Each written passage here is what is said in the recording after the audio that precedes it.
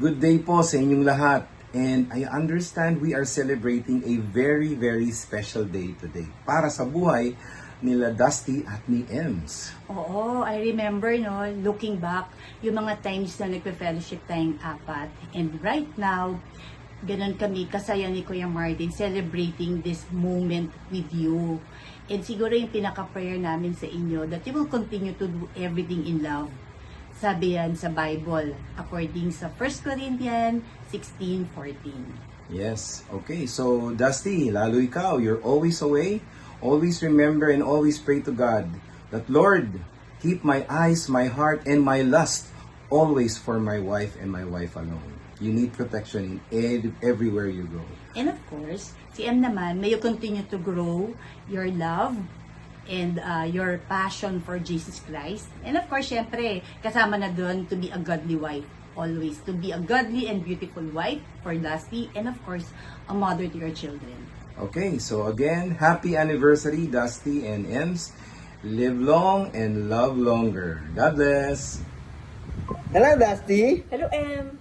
Congratulations on this Beautiful beautiful milestone in your journey together.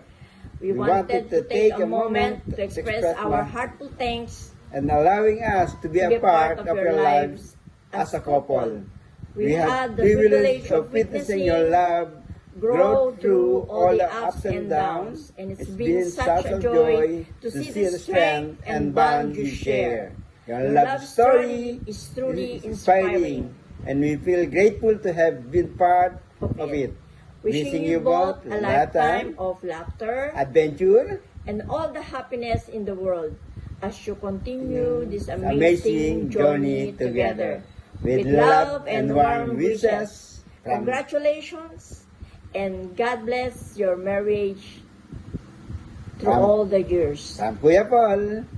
And Ate Nora, God bless you. we love you. Bye-bye. Hi Das, hi Ems, how are you?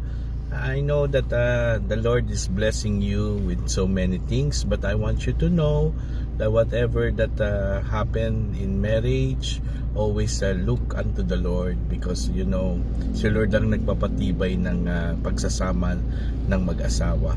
Sabi niya sa 1 Corinthians 13 verse 1 and 7, love is not selfish, envious or boastful.